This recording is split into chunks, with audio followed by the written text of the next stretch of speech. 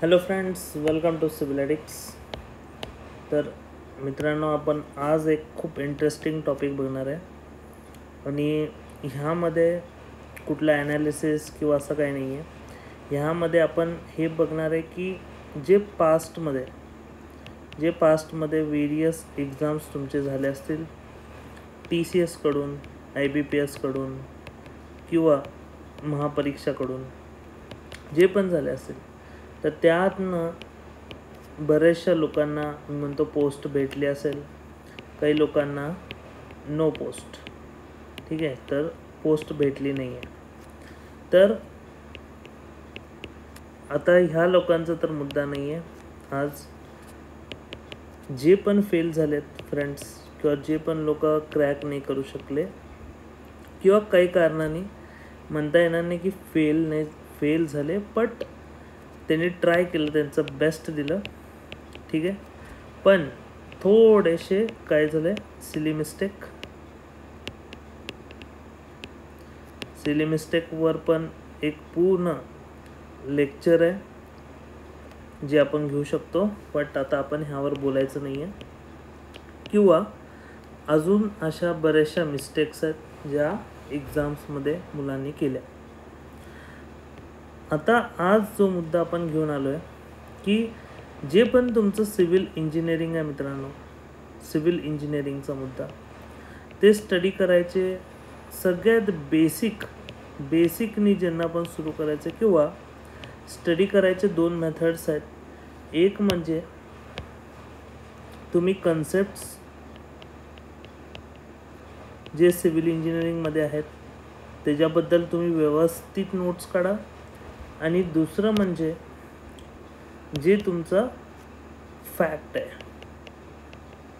Facts, हे खूप important आहे. दोन्ही इम्पॉर्टंट आहे. अजून ह्या व्यतिरिक्त जर तुम्ही TCSसाठी प्रिपेअर करताय तर न्यूमरिकल्स ऑल्सो फॉर IBPS, पण IBPSमध्ये थोडी क्वांटिटी न्यूमरिकल्सची कमी राहते. तर असे 3 ते 4 गोष्टी आहेत जे तुम्हाला समजून घ्यायचे. तर कन्सेप्ट्स, फॅक्ट्स, न्यूमरिकल्स ह्या 3 गोष्टी जर तुम्हाला व्यवस्थित, मी म्हणतो की फर्स्ट रीडिंगला किंवा सेकंड रीडिंगला जर लक्षात आल्या तर तुमचं काय होईल, टाईम सेव्ह होईल. आणि टाईम सेव्ह का करायचं आहे, जेवढा टाईम तुम्ही आता सेव्ह कराल स्टडी करताना, तेवढा टाईम तुम्हाला देता येईल प्रॅक्टिसला, तेवढाच टाईम तुम्हाला देता येईल रिव्हिजनला. आणि रिव्हिजनचं जे मॅजिक आहे ते आता नाही कळत. ते एक्झाम ज्यांची एक्झाम क्रॅक झाली त्यांना हे रहस्य माहिती की रिव्हिजन काय देऊ शकतं एखाद्याला, किंवा रिव्हिजनची पॉवर काय. ठीक आहे, पण त्यासाठी फ्रेंड्स तुमचा स्टडी जो आहे बेसिकवाला तो संपला पाहिजे. त्यानंतर तुमची प्रॅक्टिस एकदा तरी व्यवस्थित झाली पाहिजे, आणि मग येता पार्ट रिव्हिजनचा. तेव्हा तुम्ही ह्या स्टेजला जेव्हा पोचता तेव्हा असं गृहीत धरलं जातं की तुम्हाला बेसिक जे न्यूमरिकल्स, कन्सेप्ट्स आणि फॅक्ट्स येत आहे. आता आपण प्रॅक्टिकली डेमो बघू की जे पण काही स्टुडंट्स आहेत खूप वेळा कंप्लेंट करतात की काही गोष्टी सर डोक्यात जात नाहीत, काही गोष्टी लक्षात राहत नाहीत, काही गोष्टी आपण आज वाचतो पण उद्या विसरतो, किंवा आज पण वाचाल उद्या पण वाचाल. अजून एक गोष्ट कायम सांगत राहतो मित्रांनो मी प्रत्येक वेळेस, की एखादी गोष्ट आहे फ्रेंड्स, एखादी कन्सेप्ट आहे किंवा एखादा फॅक्ट आहे, एखादा डाटा आहे की तुम्ही आज वाचला, उद्या लक्षात राहील, उद्या वाचाल, परवा लक्षात राहील, पण ह्याची गॅरंटी नाही आहे की तो एक्झाम डेला लक्षात राहील. एक्झाम डेला बरोबर हा जो डाटा आहे जो तुम्ही आज, उद्या, परवा वाचाल तोच विसरायचे चान्सेस आहेत. आणि हेच एक रीझन आहे फ्रेंड्स मोठ्या फेल्युअरचं. कारण फर्स्ट डेची जी स्टडी आहे ती तुम्हाला लास्ट डेपर्यंत टिकवता येत नाही. आणि ह्या दोघांपैकीच म्हणतो ना, जर्नी स्टार्ट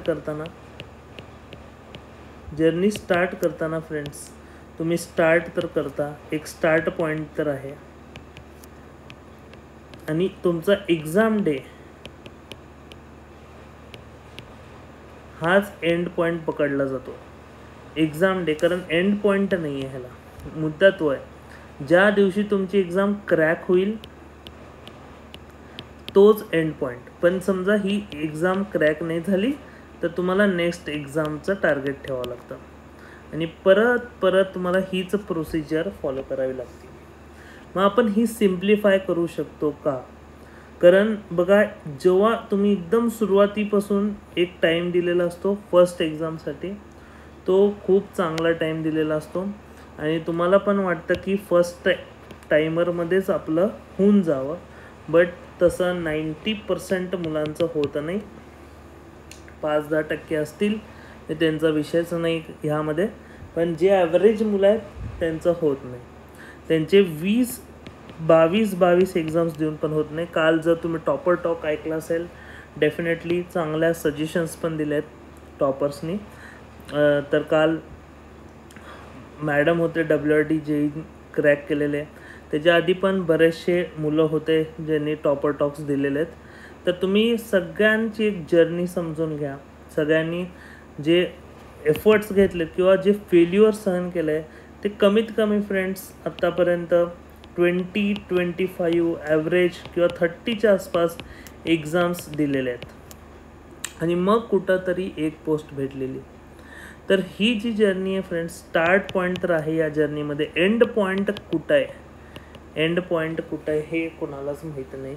किंवा तुमची जी एक्झाम एंड होणार आहे ती कधी होणार आहे किंवा क्रॅक होणार आहे तोच तुमचा एंड पॉईंट असणार आहे.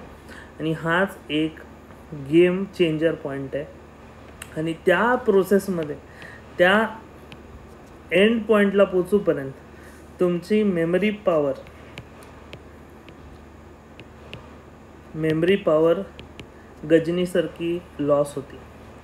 तर तुम्ही इथून ते एंडपर्यंत जाऊपर्यंत तुमचा आमिर खान बनून जातो गजनी पिक्चरमधला. म्हणजेच काय, मेमरी लॉस. तर पूर्ण टोटल जी तुमची लॉस आहे, जर तुम्ही कन्सिस्टंटली एक गोष्ट नाही केली तर डेफिनेटली तुमचं काय होणार आहे, माइंडमधलं जो पण डाटा आहे माइंडमधला तो लॉस होत राहणार आहे. आणि त्यासाठीच आपण आज काही टेक्निक्स आणलेले आहेत आणि काही कन्सेप्ट्स आणलेले आहेत की तुम्हाला लिंक करता येईल की एक्झॅक्ट जी स्टडी मेथड आहे ती काय पाहिजे. तर ह्यामध्येच तुम्हाला लक्षात ठेवण्यासाठी एक कन्सेप्ट आहे फ्रेंड्स, तुम्हाला सगळ्यांना माहीत असेल. ती कन्सेप्ट एक सांगतो. डेफिनेटली आपण 2 गोष्टी घेणार आहे यामध्ये. एक कन्सेप्ट, एक फॅक्ट आहे. एक आहे PWP. किती लोकांना माहिती PWP? खूप लोक म्हणतील सर आम्हाला PWD माहिती आहे. PWP काय गोष्ट आहे? तर PWD फ्रेंड्स हे डिपार्टमेंट आहे. ही काही कन्सेप्ट नाही म्हणजे हे तुमचं काय अभ्यासाचा किंवा थिअरीचा पार्ट नाही आहे. PWP ही तुमची सिव्हिल इंजिनिअरिंगची एक कन्सेप्ट आहे. कुठल्या सब्जेक्टमधले? इरिगेशन इंजिनिअरिंगमधले. तर आता PWPचा अर्थ म्हणजे परमनंट विल्टिंग पॉईंट, हा त्याचा लॉंग फॉर्म आहे. 2 सायंटिस्ट होते मित्रांनो. एक जे आहेत लेमन ब्रिग्स आणि दुसरे हॉर्मर ली रॉय शॅन्स. तर हे दोन्ही सायंटिस्टनी जे म्हणतो की मिशिगनला शिकलेले किंवा US मध्ये जे म्हणतो ॲग्रिकल्चर डिपार्टमेंट आहे तिथं दोघांनी काम केलं आणि खूप जे आहेत गोष्टींचा शोध लावला. त्यामधलाच एक जो शोध आहे PWP म्हणतो आपण त्याला, परमनंट विल्टिंग पॉईंट, ते ह्या दोघांनी हुडकून काढलं. ही कन्सेप्ट काय की लेमन आणि हॉर्मर सरांनी जी कन्सेप्ट आहे फ्रेंड्स PWPची ती फर्स्ट टाईम इंट्रोड्यूस केली. आणि ज्याला म्हणतो आपण की ॲक्च्युअल आहे काय PWP, तर त्याला म्हणतो आपण परमनंट विल्टिंग पॉईंट किंवा विल्टिंग पॉईंट. तर ही काय गोष्ट आहे, ह्यामध्ये म्हणलं आहे की मिनिमम अमाऊंट ऑफ वॉटर आहे, मिनिमम अमाऊंट ऑफ वॉटर आहे, जे वॉटर इन द सॉईल, जे सॉईलमध्ये प्रेझेंट आहे, that plants require not to wilt. Minimum amount of water आहे मित्रांनो सॉईलमध्ये, जे प्लांट्सला काय म्हणतो आपण, रिक्वायर्ड आहे. कशासाठी? विल्ट होणे. विल्ट होण्याचा अर्थ काय?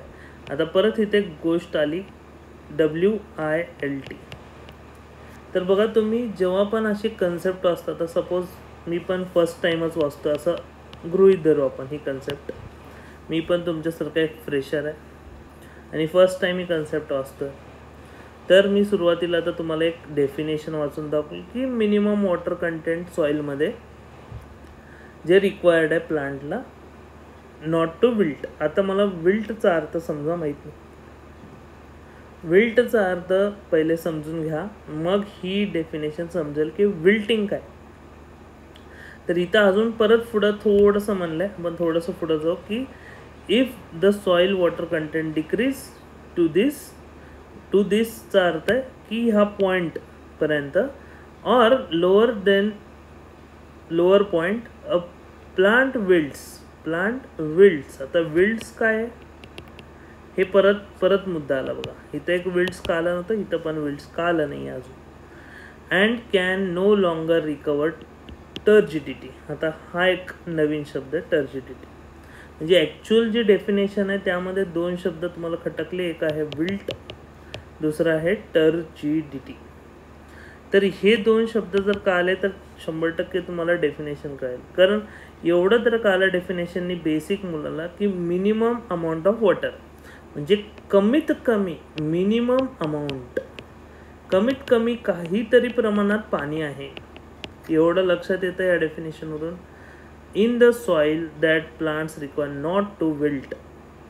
Plants require not to wilt म्हणजे विल्ट होऊ नये म्हणून गरजेचं आहे मिनिमम अमाऊंट ऑफ वॉटर. आता विल्ट काय आहे ते थोडंसं बघून घेऊ. Wilting is nothing but it is a loss of rigidity of non woody parts of the plant. Simple definition आहे फ्रेंड्स की loss of rigidity of non woody parts of plants म्हणजे जे नॉन वुडी पार्ट्स आहेत प्लांट्सचे, तो पूर्ण काय होणार आहेत, त्याची टर्जिडिटी किंवा जे म्हणतो ना त्याची रिजिड होतं. तो फर्स्ट समजा आता लीफ म्हणा किंवा पान म्हणा, तुमचं पान बघा असं ग्रीन एकदम मस्त असतं. त्यानंतर काय होतं, हळूहळू पाणी नाही भेटलं तर हे बघा असं जे म्हणतो ना पूर्ण मेल्यासारखं होतं. तर त्याला काय म्हणायचं, त्याला म्हणायचं लॉस ऑफ रिजिडिटी. आणि नॉन वुडी म्हणलं आहे म्हणजे जिथं वूड नाही आहे तिथल्या पार्टची तुमची जी रिजिडिटी आहे ती लॉस होणार आहे. आणि हे कशामुळे होतं, दिस ऑकर्स ड्यू टू टर्जर प्रेशर. तर टर्जर प्रेशर म्हणा किंवा त्याला हायड्रोस्टॅटिक प्रेशर म्हणा की लोअर वॉटर अवेलेबिलिटीमुळं काय काय घडू शकतं, ड्रॉट कंडिशन्स जे म्हणतो तुम्ही, किंवा बॅक्टेरिया फंगायचं क्लॉगिंग होऊ शकतं. अशा बऱ्याचशा गोष्टी, सॅलिनिटीचा पार्ट आहे. तर ह्यात पडायचं नाही आता सध्या. तुम्हाला तर सिम्पल डेफिनेशन जी आहे परमनंट विल्टिंग पॉईंटची ती पहिले लक्षात आली आहे की नाही एवढं बघा की ह्यामध्ये विल्टचा अर्थ आहे लॉस ऑफ वॉटर. म्हणजे जे रेट आहे वॉटर लॉसचा तो ग्रेटर होऊन जातो ॲब्झॉर्प्शनच्या रेटपेक्षा. जे रेट ऑफ वॉटर लॉस, ठीक आहे, रेट ऑफ वॉटर लॉस जो आहे तो तुमचा होणार आहे, rate of water loss will be greater than absorption rate. जे पाणी घेण्याची क्षमता आहे त्याच्यापेक्षा पाणी जाण्याची क्षमता वाढून जाणार, म्हणजे वॉटर लॉस होत राहणार आहे जास्त. ते कशामुळे असेल? इव्हॅपोरेशन असेल किंवा जे म्हणतो पर्कोलेशन असेल, डीप पर्कोलेशन असेल, वी डोंट नो. 2-3 प्रकारे वॉटर लॉस होऊ शकतो. तर त्याने वॉटर लॉसचा रेट जो आहे तो एकदम फास्ट होऊन जाणार आहे आणि तुमचे जे स्टेम्समध्ये किंवा स्टोमॅटामध्ये जे पाणी जायला पाहिजे प्लांट्सच्या इनर पार्ट्समध्ये ते जात नाही. हायड्रोस्टॅटिक प्रेशर तिथं डेव्हलप होत नाही. त्यामुळं प्लांट्सचं जे पाण्याचं मुवमेंट आहे ते थांबून जातं आणि जिथं नॉन वुडी पार्ट्स आहेत तिथं पाणी पोचत नाही आणि त्यामुळं तुमचं जे प्लांट आहे ते मरायला चालू होतं. सिंपल गोष्ट आहे. आता ही कन्सेप्ट आहे मित्रांनो, ह्याला असंच समजावं लागतं थोडा वेळ देऊन. मी म्हणतो की आता तुम्ही म्हणाल की सर एवढा वेळ कशाला घातला, सिंपल तर होतं. मान्य, मी एका ओळीत पण तुम्हाला सांगू शकलो असतो. तेच थोडंसं वेगळ्या लँग्वेजमध्ये समजून घ्या. बघा आता म्हणतो ही कन्सेप्ट जी आहे ही तुमच्या मेमरी पॉवरशी लिंक करा. आता सपोज मी म्हणतो की जसं तुम्हाला लक्षात आलं की प्लांट्सला जगवण्यासाठी एक मिनिमम अमाऊंट ऑफ वॉटरची गरज आहे. ते जर नाही दिलं तर डेफिनेटली विल्टिंग स्टार्ट होणार आहे. ठीक आहे, आपण ह्यालाच लिंक करू, ह्या दोन्ही गोष्टींना लिंक करू की एक आहे वॉटर, ठीक आहे, जे इम्पॉर्टंट आहे, आणि दुसरं आहे प्लांट. ह्या 2 गोष्टी आहेत. वॉटरला आपण फ्रेंड्स लिंक करू डेटा बरोबर, डेटा, आणि प्लांट्सला जे तुम्हाला म्हणायचं आहे किंवा प्लांट्स म्हणजे तुम्ही स्वतः.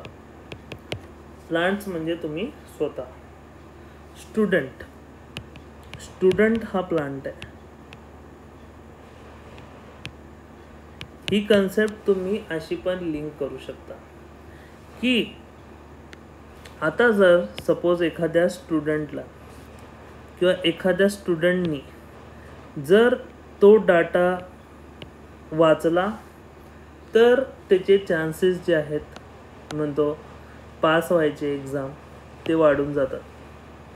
जर तो डाटा त्याला भेटला नाही किंवा त्यांनी तो घेतला नाही तर डेफिनेटली त्याचे फेल व्हायचे चान्सेस वाढत जातात.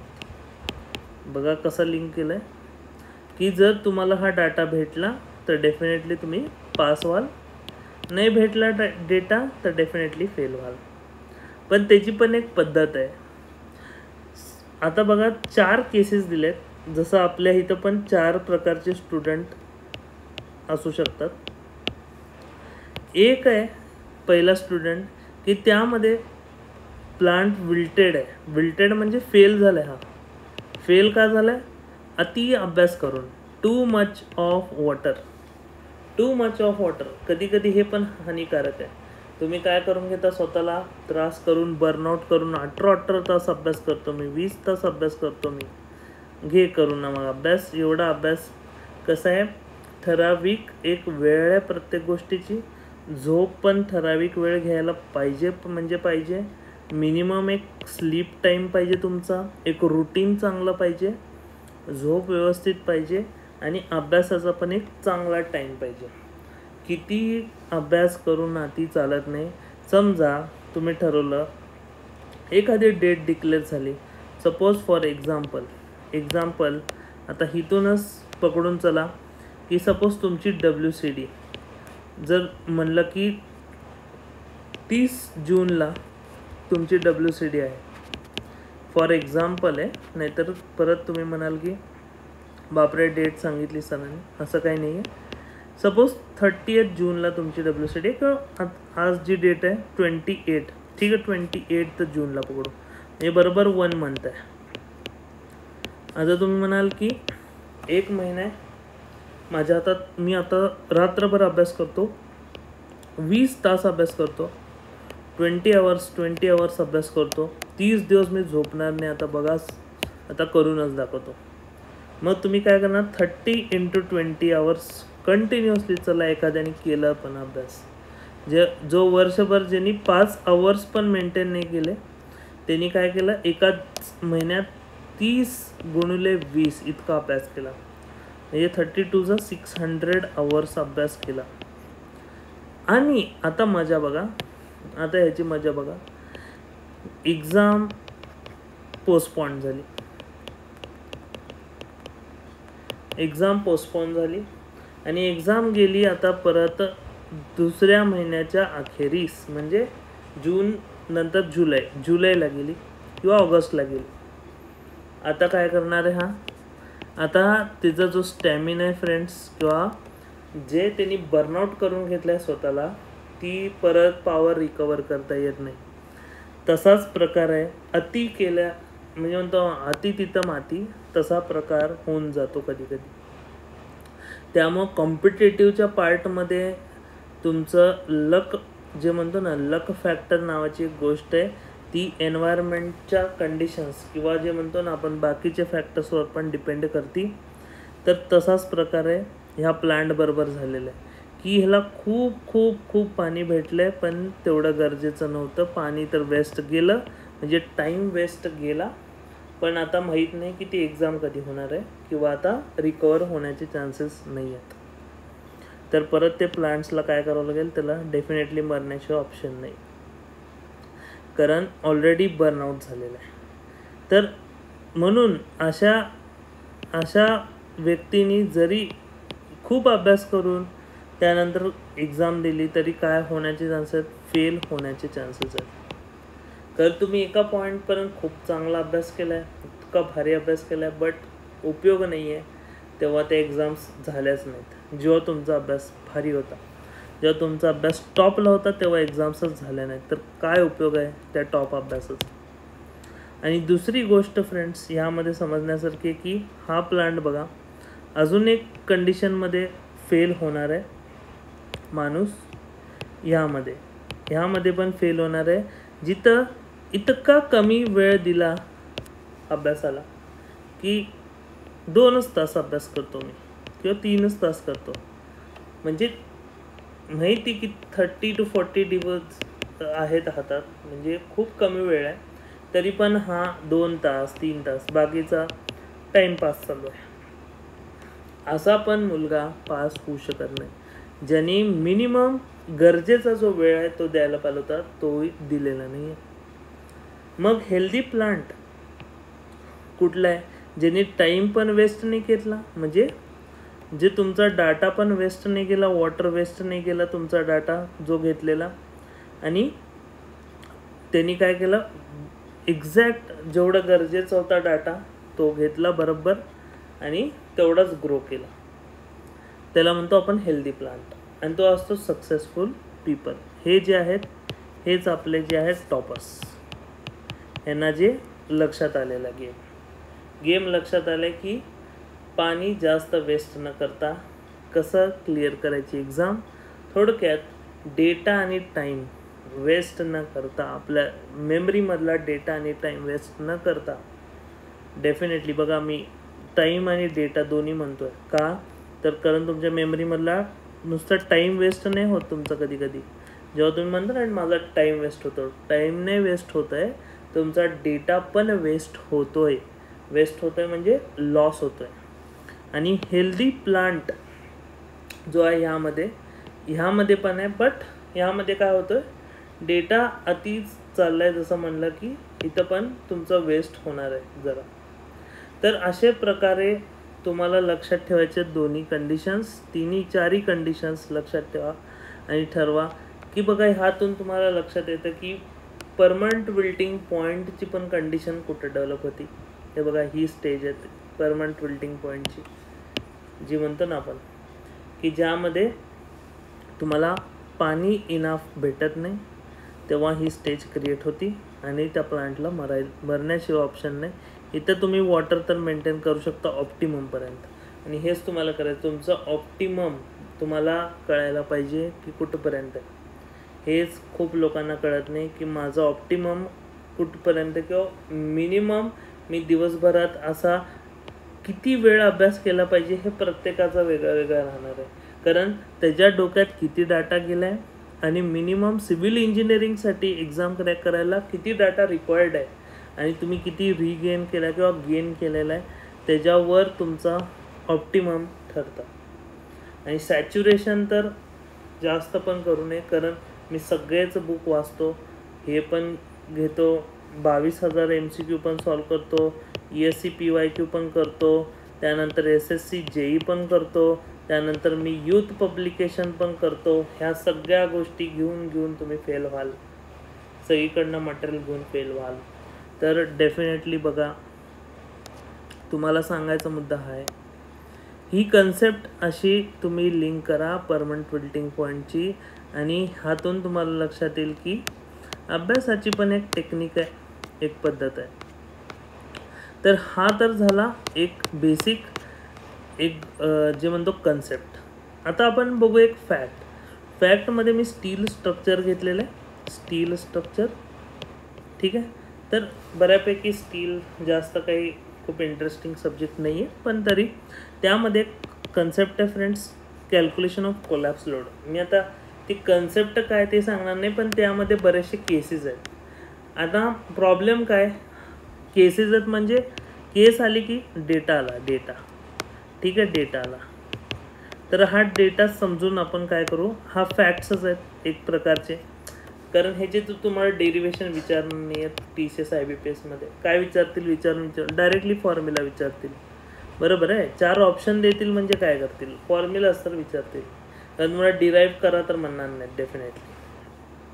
तर आपल्याला एक गोष्ट माहिती, मुवमेंट काय friends, force into perpendicular distance, हीच एवढीच एक कन्सेप्ट आहे. आणि ह्यामध्ये तुम्हाला फक्त एवढं लक्षात ठेवायचं आहे की जी मुवमेंट आहे, सपोज लोड किंवा फक्त इथं पॉईंट लोडमुळे जर तुम्हाला मुवमेंट काढायची आहे तर तुम्हाला माहिती M = P × X किंवा P × L, म्हणजे फक्त एकदाच लेंथ तुमची काय होईल, मल्टिप्लाय होईल. आणि जेव्हा पण इथं तुम्हाला मुवमेंट काढायची UDL ना, W × L × L म्हणजे WL² किंवा PL². ठीक आहे, तर इथं L² येणार आहे, कारण का हा स्मॉल w असतो, स्मॉल w × X पकडा इथलं डिस्टन्स, आणि हा जो बनतो तुमचा सपोज P, आणि मुवमेंट काय असते P × X. जसं आपण बघितलं तर P म्हणजे काय, W × X, तर किती झालं WX². तर तुम्हाला एक गोष्ट आता कायम लक्षात ठेवा, जेव्हा पण UDL येईल आणि जेव्हा पण पॉईंट लोड येईल तेव्हा काय लक्षात ठेवायचं आहे, पॉईंट लोड आला तर फक्त L घ्यायचं आहे, UDL आला तर L² घ्यायचं आहे. ठीक आहे, हे लक्षात ठेवा. आता सिम्पली एक गोष्ट आहे ह्यामध्ये, M = जसं म्हणतो आपण मुवमेंट काय, फोर्स इंटू जे आहे परपेंडिक्युलर डिस्टन्स. तर फोर्स म्हणजे P आहे पकडा, आणि डिस्टन्स आहे परपेंडिक्युलर. तर इथं आपण लक्षात ठेवू, याला L/X एक फॅक्टर आहे, L/X. हा जो X फॅक्टर आहे ना, प्रत्येक ह्याच्यामध्ये तोच फक्त चेंज झालेला आहे. हा जो X फॅक्टर आहे तोच चेंज झालेला आहे. तोच जर तुम्हाला लक्षात राहिला 4, 6, 8, 12 किंवा 11.656 आणि 16, तर मजा येईल का नाही. तर एकदा सिम्पली फक्त वाचून घ्या, मी मग तुम्हाला सांगतो की हा जो डेटा हा लक्षात कसं ठेवायचा. एकदा तुम्ही फक्त सिम्पली रीड करा, जे म्हणतो की टेक्निक बघा, एकदा समजून घ्या की कसं लक्षात ठेवायचं आहे. सपोज ह्याचा जो तुम्ही कोलॅप्स लोड काढताय, ठीक आहे, मी मुवमेंट काढतो पहिले, तुम्हाला जे सोपं जातं ते काढा. की मुवमेंट जर काढला तर डेफिनेटली PL/X आहे.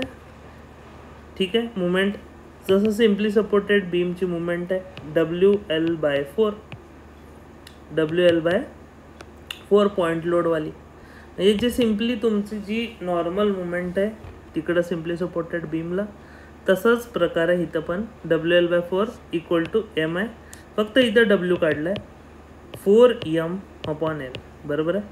तर PL/X आपण पकडून चाललो, किंवा 4M/L. च्या जागी फक्त काय घ्यायचं, MP घ्यायचं आहे.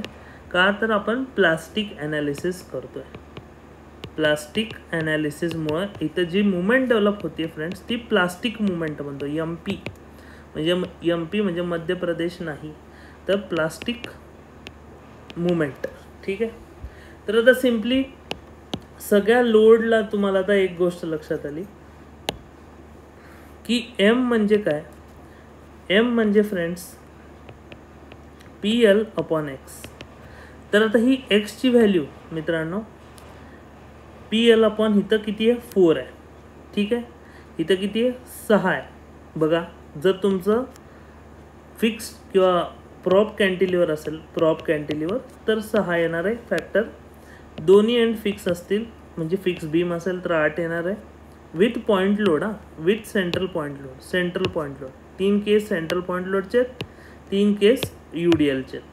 तर इथं बघा इथं किती आहे 8 आहे, इथं 11.656 आहे, इकडं 16 आहे. आता हे लक्षात कसं ठेवायचं, म्हणजे जर तुमचं फुल प्रॉप कॅन्टिलिव्हर विथ UDL असेल तर 11.656, आणि जर म्हणलं की पूर्ण फिक्स बीम आहे विथ UDL तर 16 आहे, आणि जर मी म्हणलं सिम्पली सपोर्टेड विथ UDL आहे तर 8 आहे.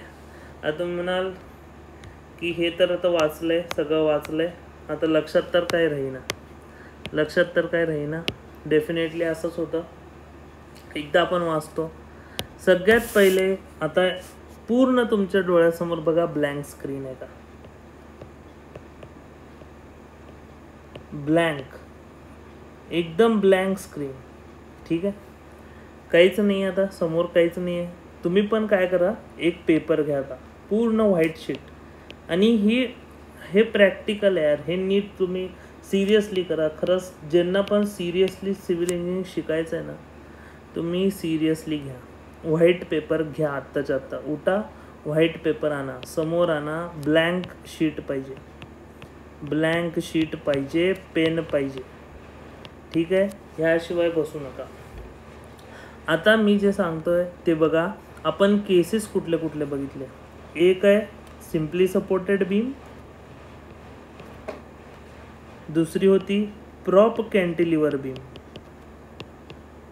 आणि तिसरी आहे friends fixed beam. Same cases आपण अजून बघितल्या का, तसंच सिम्पली सपोर्टेड बीम, मी तर दुसरं दाखवतो, त्यानंतर प्रॉप कॅन्टिलिव्हर, आणि त्यानंतर परत काय येणार आहे फिक्स्ड बीम. तर इथं पण आपण ब्ल्यूनेच दाखवूया ही पण. तर हे मी न बघता केलेलं आहे. हे पहिले तुम्हाला आठवायला पाहिजे की मला काय पाहिजे, कोलॅप्स लोड, कोलॅप्स लोड. ठीक आहे. कोलॅप्स लोड पाहिजे तुम्हाला. तर आता सगळीकडं मेन स्टँडर्ड केसेस जे आहेत तेवढेच घेतले आपण. सेंट्रल पॉईंट लोड द्या, एका साईडला सेंट्रल पॉईंट लोड द्या, आणि इथं एका साईडला तुम्हाला काय करायचं आहे, एका साईडला तुम्हाला काय करायचं आहे UDL, UDL, UDL, इथं पण UDL. आता बघा मला माहीत नाही आहे फॅक्टर्स काय आहेत काय नाही. आता मी पण तुमच्यासारखा एक नवीन स्टुडंट आहे असं कन्सिडर करतो, आणि त्यामध्ये तुम्हाला एक गोष्ट आता थंब रूल देतो. थंब रूल हे लक्षात ठेवायच्या गोष्टी आहेत फक्त, आणि जास्त अवघड नाही आहेत, सोप्या आहेत. म्हणजे पूर्ण फॉर्म्युला रटायच्या ऐवजी थंब रूल लक्षात ठेवले तर सोपं जाईल. जेव्हा आपण सिम्पली सपोर्ट येईल त्याला एक फॅक्टर द्या 2, जेव्हा पण फिक्स सपोर्ट येईल त्याला एक फॅक्टर द्या 4. हे का दिलं आहे मला विचारू नका.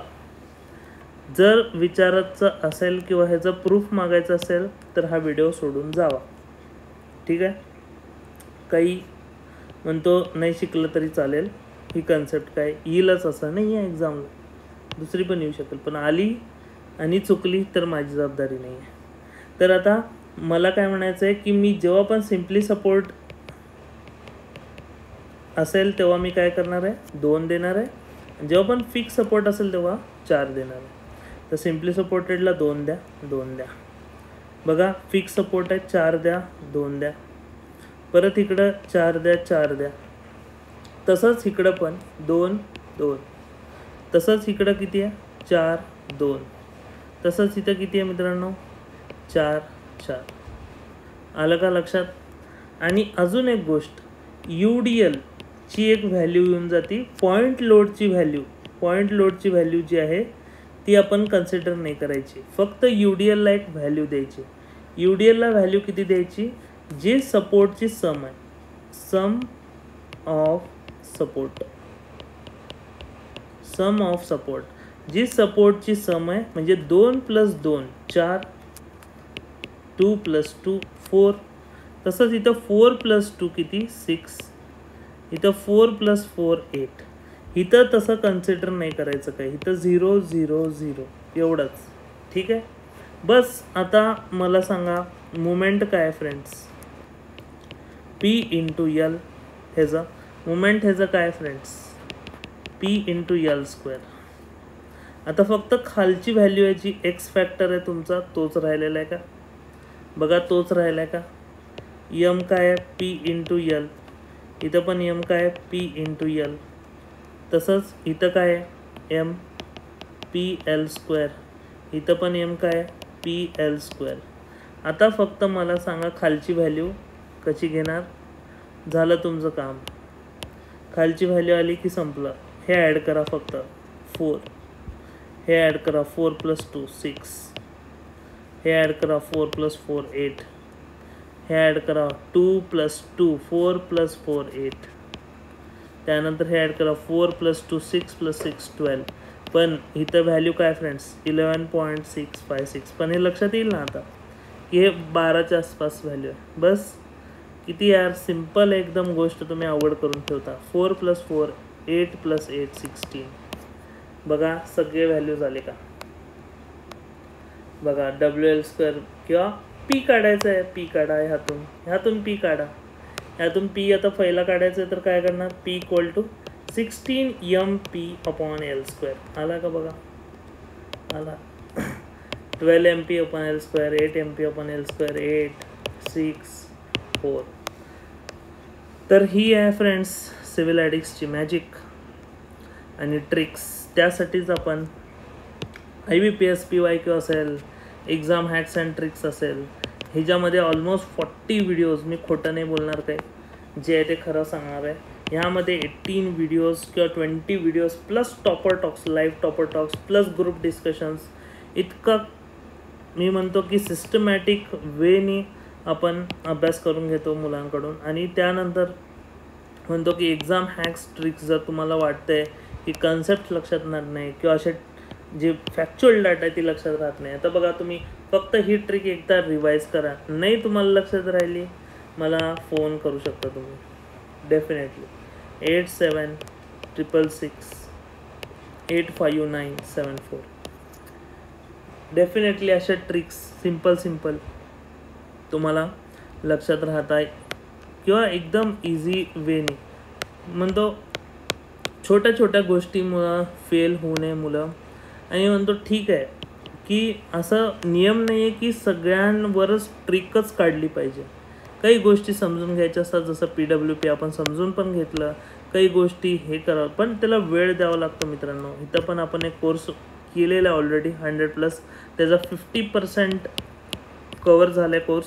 ज्यांना पाहिजे त्यांनी घेऊ शकता, एनरोल करू शकता.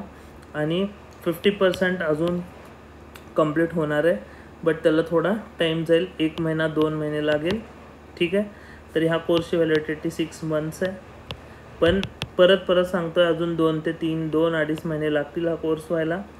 परत म्हणू नका की फसवलं किंवा असं काय झालं, अजून ह्यात पूर्ण व्हिडिओ नाही आहेत, 100 तुम्ही सांगितले 100 नाही आहेत. मी काही शब्द चुकीचा देत नाही, जे आहे खरं आहे ते खरं बोलतो. अजून काही गोष्टी राहिल्यात, तुम्हाला घेऊ वाटलं तर घ्या तोपर्यंत, कारण बाकीच्या गोष्टी झालेल्या आहेत.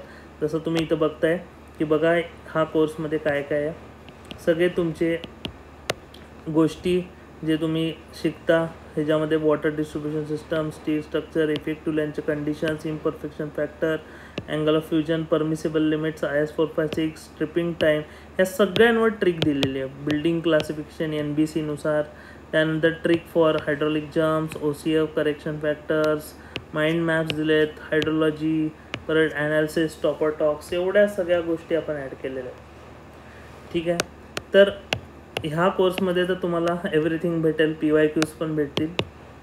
जो की हा एकदम 5 स्टार कोर्स झालेला आहे आणि बरेच लोक आता घेत पण आहेत, ऑलरेडी अजून चालू पण आहे. सो बघा, वेळ घालू नका.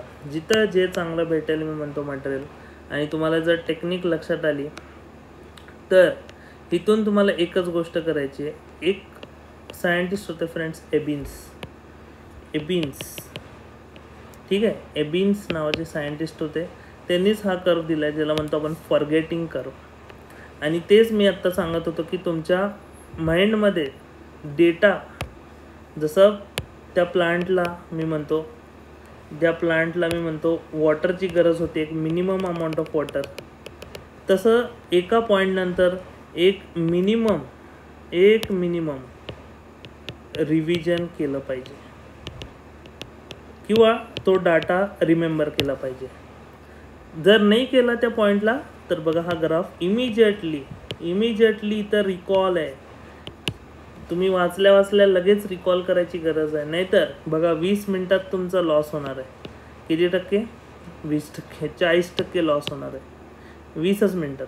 एका तासात तुमचा 50% डाटा लॉस होणार आहे आणि पूर्ण एका दिवसात तुमचा बऱ्यापैकी डाटा लॉस झालेला असेल. तर हेच आहे, we forget friends 50% of what we learn within hour. एका तासात 50% गोष्टी तुम्ही विसरून जाता जर तुम्ही रिकॉल नाही केलं तर. त्यासाठी तुम्हाला काय करायची गरज आहे?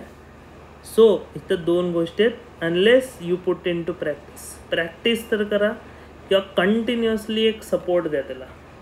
जे म्हणतो ना, एक कंटिन्युअस सपोर्ट देणारी गोष्ट, मग ती काय असेल ती तुम्हाला हुडकायची आहे की त्याने तुम्ही कंटिन्युअसली स्टिक राहाल.